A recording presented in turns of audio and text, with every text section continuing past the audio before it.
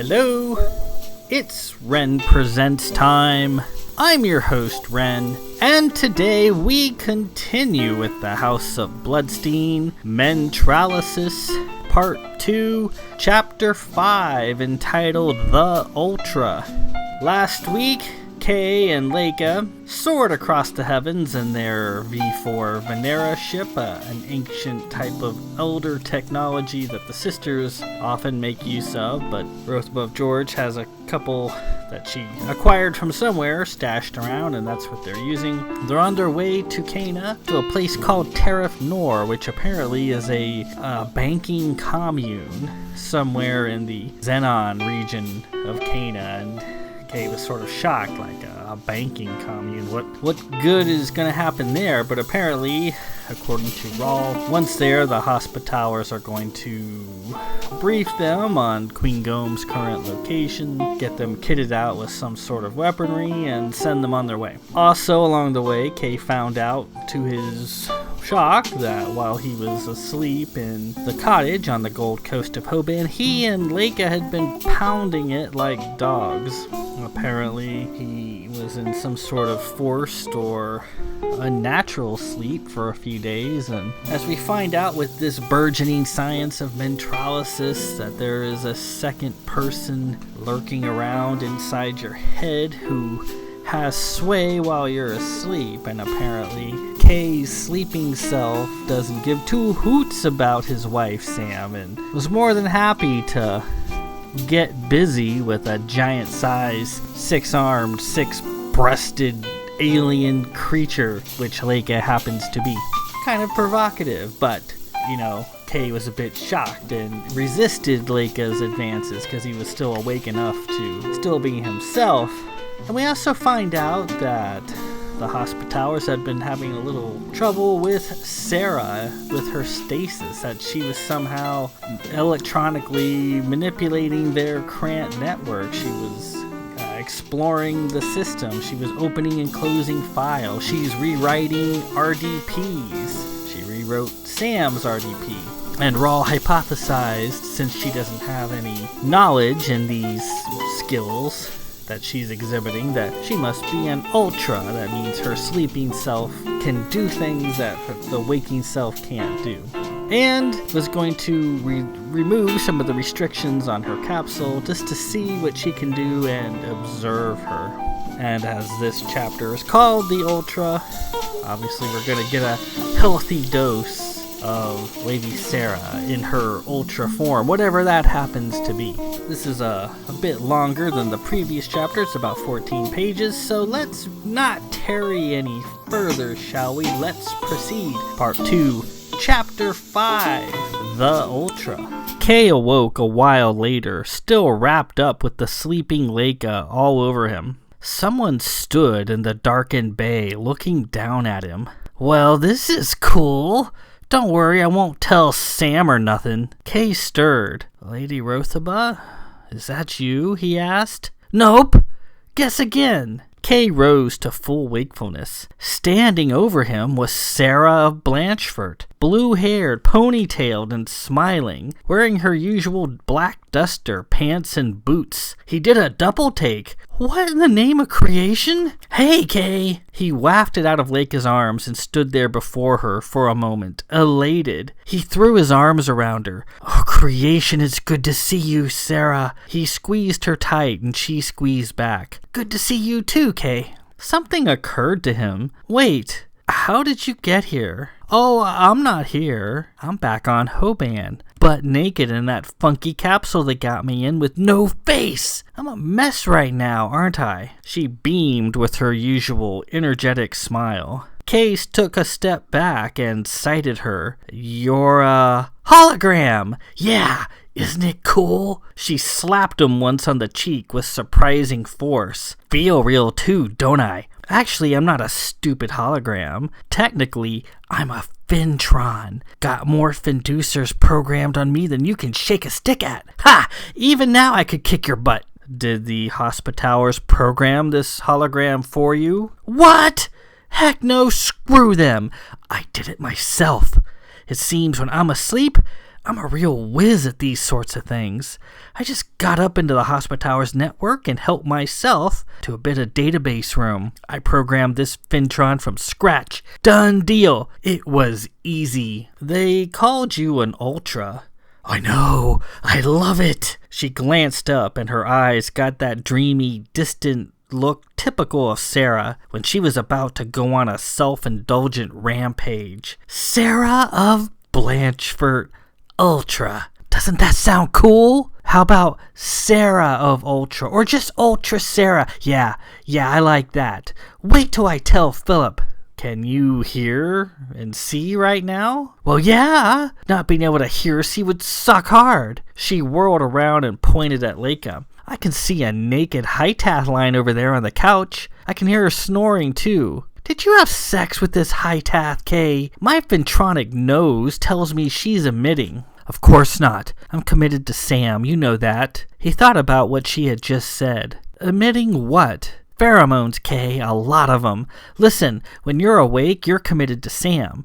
But what about when you're asleep, huh? Ever thought of that? The Hospitowers did some analysis on you while you were asleep in their test cottage on the Gold Coast, and you know what? They've got you penciled in as an SC. That means significant change. That means you're way different asleep than when you're awake. Though you're not a cool ultra like me. No. You could be a real horn dog when you're sacked out, you know? Impossible. Nope, not impossible. This Mentralysis stuff is actually pretty cool. Kay was shocked to think that in the deep bowers of his mind he might be somebody else. Someone not fully committed to Sam. The thought made him feel ashamed and disloyal. Sarah detected it. Hey, I didn't mean to put you off. Of course you love Sam. You adore her. You're loyal to her. There's no question of that. It's just how the mind works. How you are when you're sleeping may not be at all how you are when you're awake. There's nothing you can do about it. It's not your fault. Don't worry about it. I'm sorry I even mentioned the subject. Sarah moved on from the awkward moment. She raised her arms and whirled around. So, what do you think? You're the pride of Castle Blanchford as always. And to think I've been wasting all this talent putting on pajamas and going to bed every night. We're going to have to install one of these machines at home. She whirled about in a frenzy, the tails of her duster fluttering. Hey, Kay, let's wrestle, come on! She got him in a headlock. The fabric of her duster and the bend of her holographic arm felt completely real. Kay could even smell the threads of her duster. Laika reacted like an angry beast. She rose off the couch, jumped across the room and drew her swords, poised and ready to attack. No, Laika, Kay said, freeing himself from Sarah's grasp. This is my cousin, Sarah. She's a friend. It's all right. Please lower your weapons. It will be Laika who wrestles Jarl Khan, Laika growled at Sarah in a surprisingly vicious voice. Not Sarah. No, High-Tath. He's my cousin. I've been wrestling him since he could crawl. Buzz off, okay? You don't get to play. Without another word, Laika surged forward and slashed Sarah through the midsection with blinding speed. Eyes bulging, Sarah clutched her stomach and slumped to the floor. Sarah! Kay cried. He turned to Laika. She stood there with her swords raised, defiant. Sarah rolled over and beat her fists and boot heels against the floor. She laughed hysterically and sat up. Oh, this is too much. Sorry, Toots. I'm a Fintron. A sword to the belly isn't going to do much good, is it? You got nothing, right? Nothing. Ha ha ha ha. Laika fumed. Sarah sauntered up to her and tapped her on the thigh. The lighting inside the ship fluctuated as blue bolts of energy surged through Sarah's hand into Laika. The High-Tath leapt back in surprise. Sarah howled with laughter. Her fingers sparked. Yeah, I added that. Isn't it cool? I'm tapped into ship's thermoplant. Take that, you damn Hospitowers. I'm wired to kick ass. Laika frowned and showed her teeth and raged. Perhaps someday, little girl, we shall meet in person. And what will Sarah do then? She grumbled. Oh, I'm scared. Go fly the ship or something. Piss off. Laika scowled and turned away, throwing her swords aside. She seated herself in the control chair, sulking. I think this Hytath likes you, Kay. Did you see how fast she tried to bisect me? Do not listen to the construct, Jarl-Khan. Sarah is a fool, Laika said from the control seat. Yeah? At least I programmed myself with some clothes on. You might want to get dressed sometime soon, babe. Laika blushed and got out of the seat. She padded across the bay and gathered her clothes, beginning the long process of donning her armor. Feeling a little happy with yourself, Sarah? Kay asked as Laika dressed. I sure am. Watch this! Sarah waved her hand, and a shimmering line of monitors and diagnostic screens appeared in midair. See? I've got this holographic stuff knocked. This is the security cameras back home at Castle Blanchford in real time, too. Kay could see all the various places in the castle he was familiar with. His tower, the great ballrooms, the kitchens, and so on. How did you... I hacked into it. It was easy. You know, now that I know I'm so badass asleep, there's going to be no living with me. We're getting one of these rigs for the castle, and that's all there is to it. Laika picked up her giant-sized breastplate and maneuvered it into position. Laika pities Jarl-Khan then, to be forced to listen to Sarah all the time. Here, let me help you with that, Sarah said.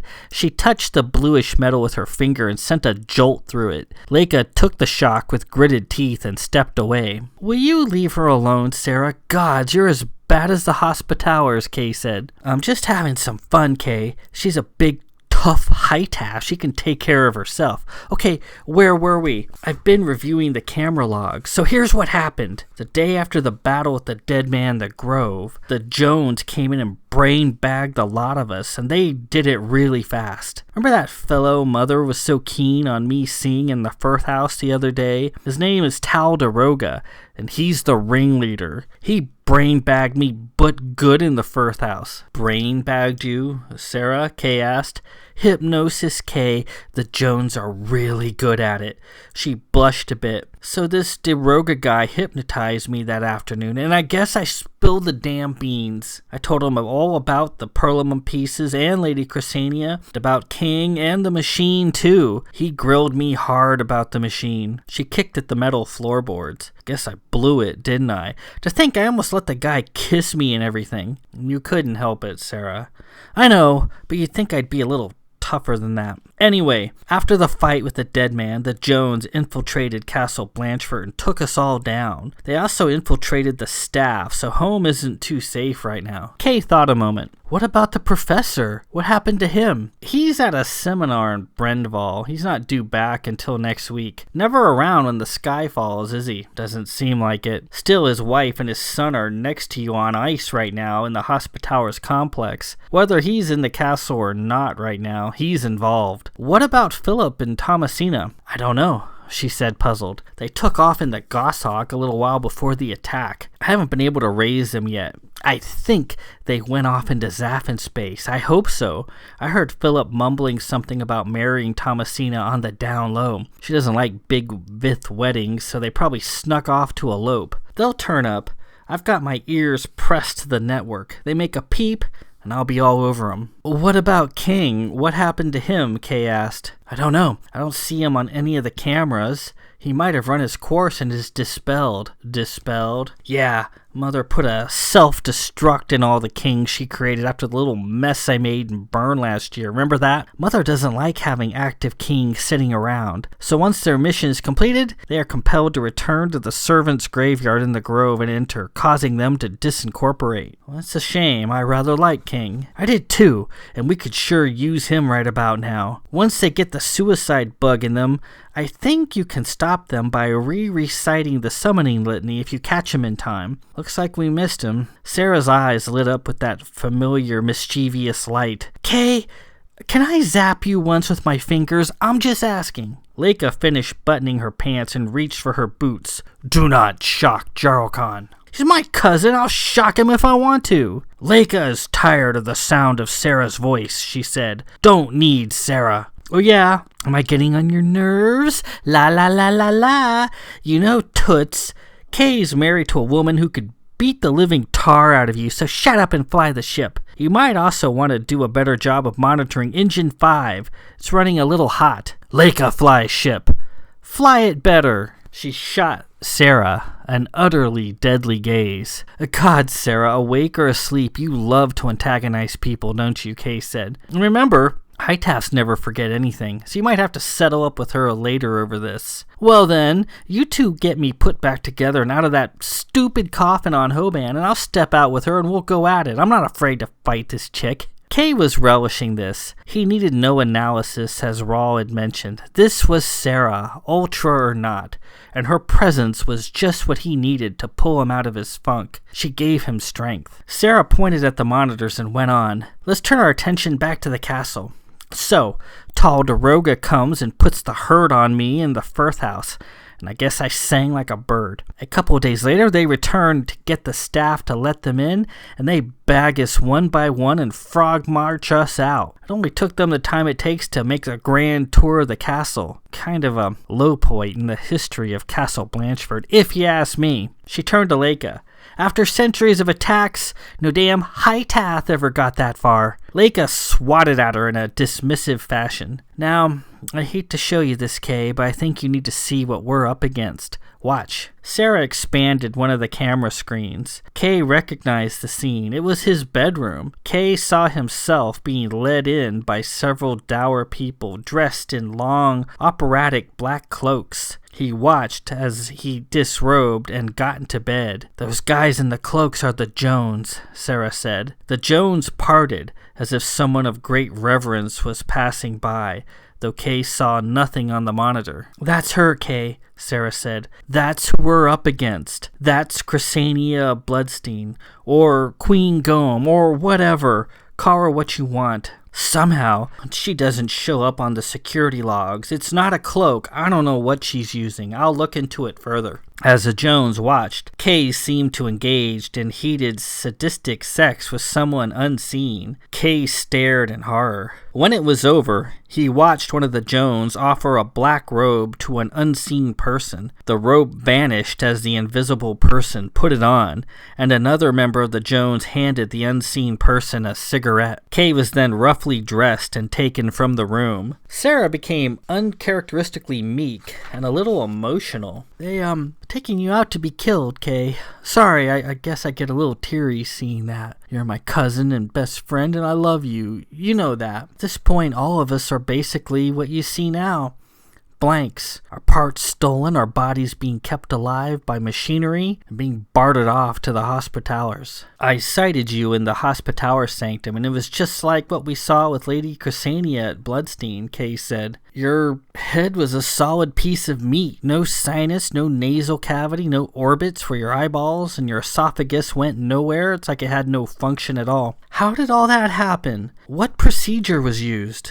No clue, and the Hospitallers don't have one either, Sarah said. They have odd theories, but none of them are promising. That's something we're going to have to figure out. So, let's get organized. We're en route to Tariff Nor on Kana, Kay said. Yeah, I know, Sarah replied. See, Rawl and his flunkies over there on HOBM might be great Mentralysis and all. They don't really have any idea what they're doing other than that. They think they're gonna track down Queen Gome via financials. They figure she and her Jones dogs robbed Castle Blanchford dry and they'll be able to track her movements that way. As if she was going to step into an SBL somewhere and deposit all of our stuff into a traceable account. They have no idea where Queen Gome is, and heading to Tariff Nor is going to be a big waste of our time. Then where should we go? Kay asked. Do you have a better thought? Castle Blanchford. Why? I've a hunch. Hey, before I get too far, let's make sure we understand what we're doing and what our objective is. And then I think you'll see why going home is the correct move. Here are our tasks. First, our primary task is the capture of Queen Gome. You mean Lady Ksenia, Kay said. Let's get our terminology down. Lady Ksenia Bloodstein, in my opinion, is dead. Long dead. And I like to believe the woman we helped, the one that we felt sorry for in the dark at Bloodstein, was a just woman, a righteous one, and that she is now in her grave. Our adversary is Queen Gome. Let's refer to her as such from now on. Fine, Kay said. So then our first task is to locate and capture Queen Gome. Rawl and his Hospitallers want her so they can resurrect Rothabug love George. We, on the other hand, want her because she's wearing Sam's face in my eyes. We both want our stuff back. That's our second objective, to determine how Queen Gom is able to steal and swap body parts like it's no big deal. Her exact whereabouts are unknown. Her Jones henchmen, though, are still present in our castle, so that's one of the reasons I think we should begin our investigation there. Kay gazed at the monitors.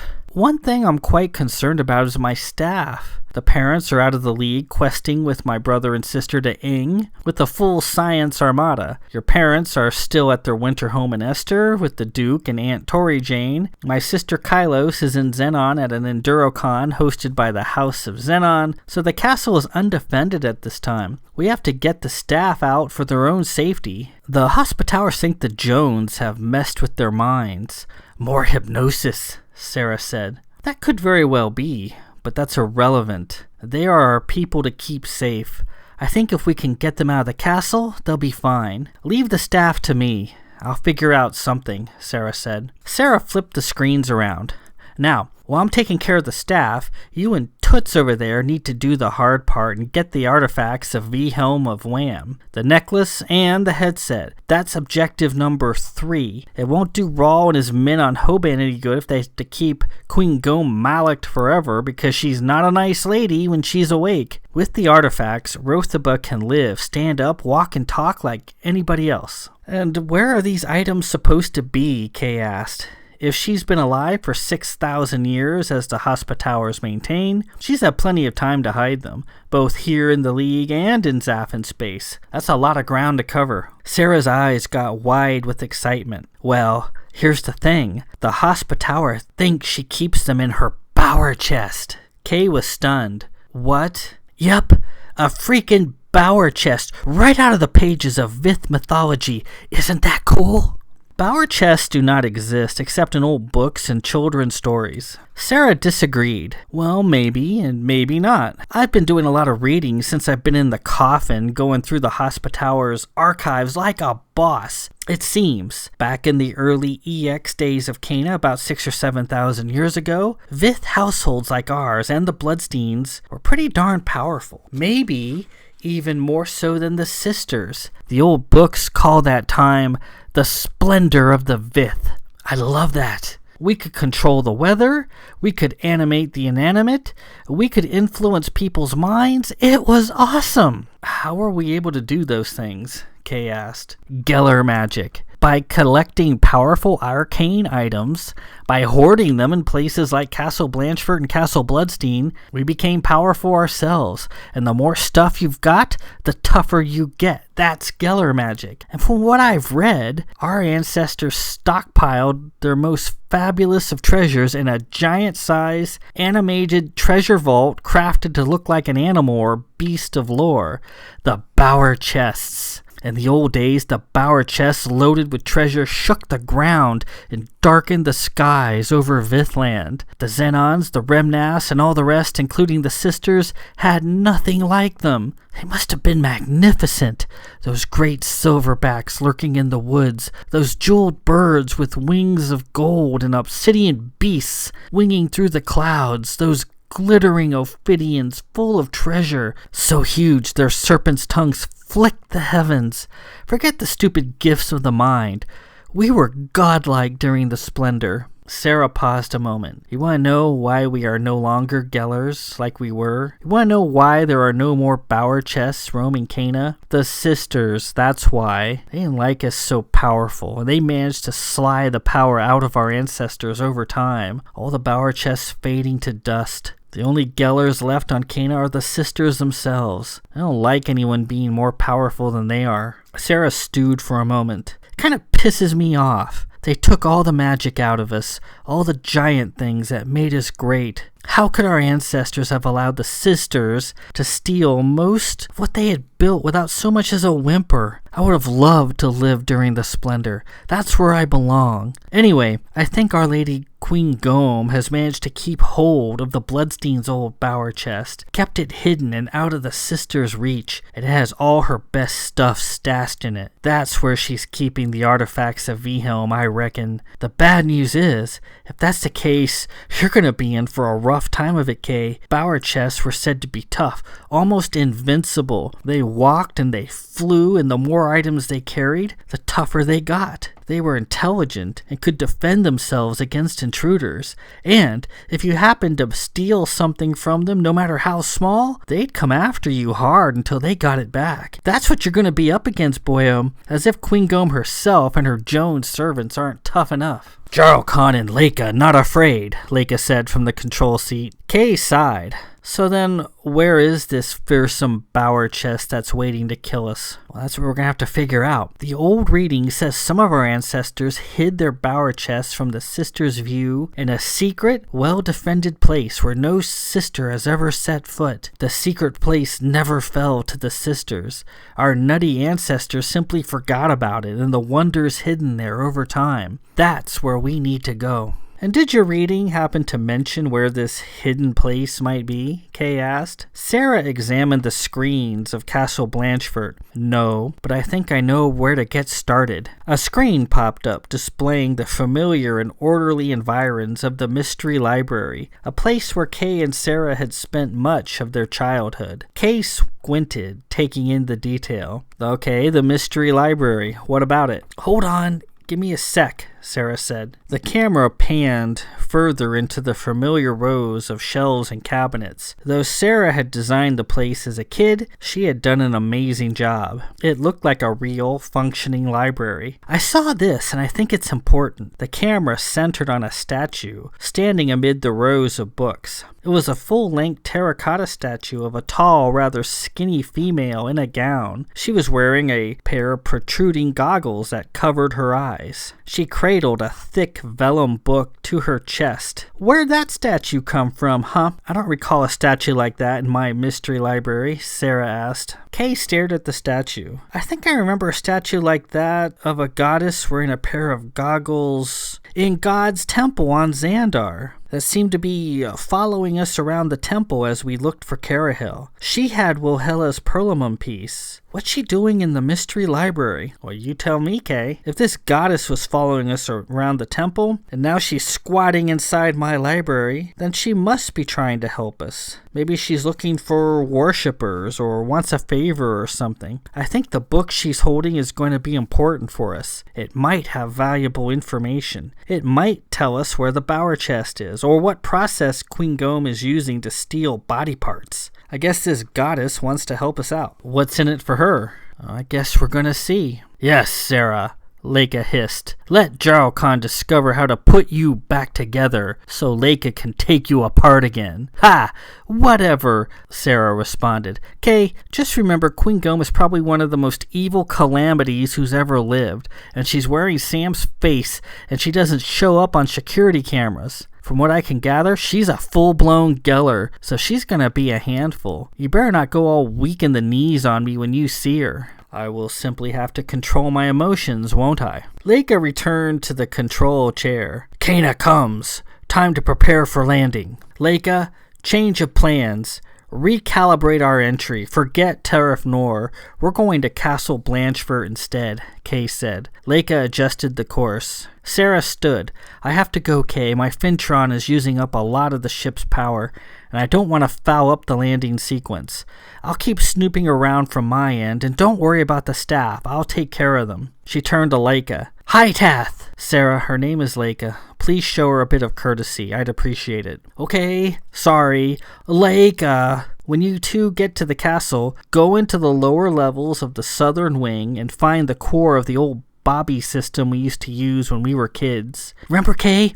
Those old boxes containing the handset and receivers we used to play with? They were from the days of our great-great-grandfather Mazerfeld and have fallen into disuse. Turn it on, and then find a handset. Any will do. Make a comm to Alpha Alpha Alpha November Bravo 47 Zulu 8999 Alpha Alpha, and we'll be able to talk. I have a connection there. How am I going to remember that? Let me get something to write it down, Kay said. No need. Laika will remember it. Now, last thing you need to know, and pay attention, because this is important. Everybody back here on HOBM is doing fine. so far, except for Kai. It's like she's stuck in a nightmare. It's getting worse and worse. The Hospitallers have noticed her readings and are trying to keep her calm, but her nightmares are getting pretty bad. We've got to get her out of this, and soon. I'm afraid for her sanity. Understood. Thanks, Sarah, and before you go, I'm glad you're here with me. She winked at him, shimmered, and was gone. Kay sat down at the seat next to Laika. In the glass, the blue and green ball of Kana, along with its 2 moons, grew large. Did you hear the number Sarah gave us? She scowled. Laika remembers. Laika does not like Sarah. Sarah is family. Don't need Sarah. Laika comfortable before Sarah come. He'll become accustomed to her. Sarah likes to ruffle feathers a bit. Laika would like to kill Sarah. Kay was taken aback. Laika's fairly innocent demeanor and affection for him masked the fact that she was still an alien High-Tath warrior with very stark and brutal sensibilities. And until Sarah managed to win her respect, Laika wouldn't think twice about killing her if she could. Good thing Sarah was just a hologram at the moment and beyond Laika's reach. Laika, you can't kill Sarah. Agreed? You can beat her within an inch of her life in a fair, unarmed contest if you're able, but you can't kill her. Are we agreed? Laika flushed up and remained quiet as she brought the Venera ship down into orbit. Kay cloaked the ship and they came down fast, apparently unobserved. And with that, we conclude Part 2, Chapter 5, The Ultra. And we find out a lot in this chapter.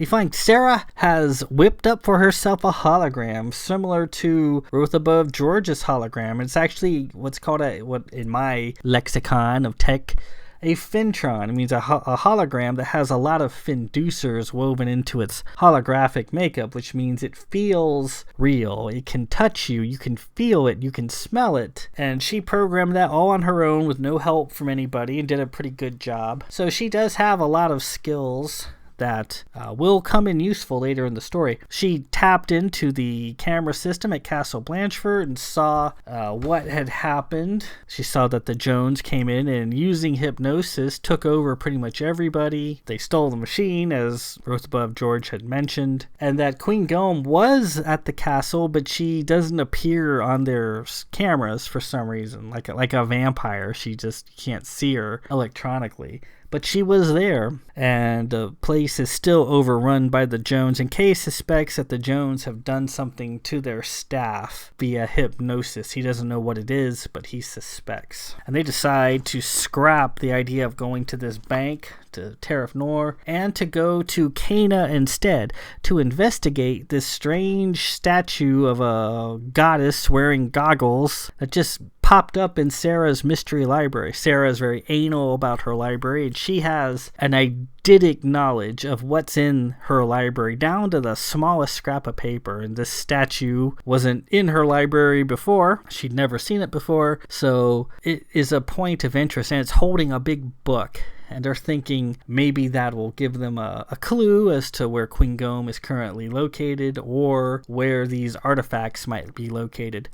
She talked a lot about Vith history, and she talked about the splendor of the Vith, and that's something I came up with a couple years ago. It's a period of time where the Vith became incredibly powerful via Geller magic. Now, in my League of Elder series, there are 3 schools of magic. There is TK, which is you can use your mind to do pretty much anything you want. You can, on a base level, pick things up. But the sisters have hyper TK, so they can use it to do a huge amount of things. They can use it to influence your mind. They can set things on fire. They can lift incredibly heavy objects. It's a very versatile thing, and the sisters pretty much have exclusive use of TK magic. The second school is called Vortex magic or Shadow Tech, and I talk about Shadow Tech quite a bit. Not necessarily in these books because it doesn't really come into too much play, but but in other League of Elder books, Shadow Tech is a base. Countess Sigillis and Countess Kat of Belmont, South Tyrol. They're both Shadow Tech females, as is Duchess Tori Jane of Olin. It's basically the glue that holds the universe together. It's this mystical substance, and certain females have a genetic ability to tap into it and throw it. And it looks like it can, well, if it's evil, it has 3 different forms. If it's evil, it's black, and if it's neutral, it's brown. If it's good, it's silver, and it can do quite a bit. You can make weapons with it, you can shoot it and just destroy things in a raw form, and you can create life with it. You can create living beings, and you can create incredibly powerful beings. King, from the last book, their Silver Tech familiar, the little kingfisher bird, is a Silver Tech familiar. He's made out of this stuff, and that's from Lady Poa Blanchard, who is a very potent Shadow Tech female. And that's the second school of magic. It's Vortex or Shadow Tech magic. The third is called Geller magic, and it's the more stuff you have, the more powerful you get. So during the splendor of the Vith, these various Vith households, the Blanchfords included, had collected so much stuff. They had arcane artifacts, they had gold, they had silver, they had paintings, all kinds of stuff that they hoarded in one place that's known as a Gellertron. And the more stuff you get, the more you can do. You can eventually, you become what's called a Geller. It's basically like a mentalist. You can predict the future a little bit. You can control the weather. You can control people's minds. You can control animals' minds, all from having lots and lots of stuff. And during this time, called the Splendor of the Vith, many Vith households became incredibly powerful with Geller magic, and they kept most of their most prized possessions in these huge animated treasure vaults that they called Bower chests. And a Bower chest it's like a moving treasure vault. I got the idea for that long time ago when I used to play D&D with my friends. It was just an idea I had, that instead of a treasure vault just being an inanimate place that you quest to and you break into and steal the stuff, what if the treasure vault could move and could think and could see you coming and could respond to you in kind and could come after you should you manage to steal something? And that was the genesis of the Bower chest. And they're basically machines, and they can look like, well, they can look like anything. They can look, some of them were like huge birds, like made of metal, and some were giant snakes and wolves, and there were dragons and other type things, and that they were everywhere in North Vithland and on Kana during the time of the Vith. And they were huge, and they flew across the sky, and they shook the earth. And the sisters saw all this, and they were like, we can't have these Vith households so powerful. We're going to knock them down. We're going to remove the Geller from them. And they did it over time they just slide it out of them. And eventually all the Vith lost these Geller powers. The House of Blanchford had, and I mention it every so often, they had what was known as the Vulpex, which is their Bower chest. And the Vulpex looked like a pair of hands or arms coming down from the sky. Usually there was like a dark cloud, and you couldn't see anything else of it. All you could see were the hands and the arms coming down from the sky. And it could like smash, the ground with its fists, and its fists were so huge.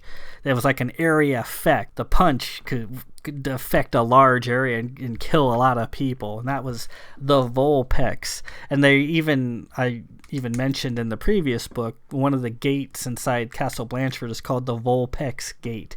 It's got like a pair of hands. I don't know what drugs I was taking when I came up with that, but that was the Blanchford's Bower chest. They suspect. And all these Bower chests are gone. Poof, no one knows what happened to them. They've even been sort of forgotten. The sisters work their magic, and the Vith kind of forgot about them. And no one really knows what happened to them, even though they don't remember them in the first place. But what their fate was is largely unknown. But as Sarah mentioned in certain texts, they talk of a Vith place that the sisters had never set foot on. And that's where they hid their Bower chests. And they think Queen Gome still is operating hers, that she is still a Geller. And since the dragon is the crest of the House of Bloodstein, that her bower chest is most likely a dragon of some sort that is hollow and has all kinds of shit inside of it and will get really pissed off if you try to steal anything. It is incredibly powerful to the point of being invincible. So that's what they're up against. You know, you got Queen Gome, who's a Geller who can see you coming a mile away, can control the weather, can control people's minds, can animate the inanimate, whatever that means. And she's got her bower chest and her Jones servants backing her up. So this is going to be a tall order for Kay and Laika